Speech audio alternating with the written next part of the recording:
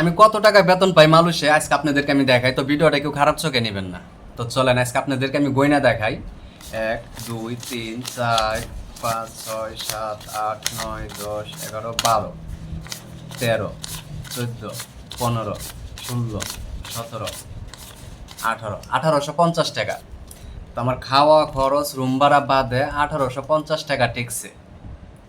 আর এই প্রবাসে এই টাকাটা 1850 টাকা টিকানো এখন বর্তমানে খুবই কষ্ট। মালয়েশিয়ার যে পরিস্থিতি, তারাই শুধু বলতে পারো যারা এই মালয়েশিয়া আছে আসলে এই টাকাটা কামাইতে কতটুকু পরিশ্রম করা লাগছে। আর প্রবাসীরা মাসে কিন্তু টাকা হাজার হাজার টাকা কামাইলে কি হবে? বড় জোর একটা প্রবাসীর কাছে এই এই টাকাটার মানে এই একটা প্রবাসী এই টাকাটার মালিক, এর বেশি না। কিছুক্ষণের ভিতরে এই টাকাটা আমার পরিবারের কাছে চলে যাব।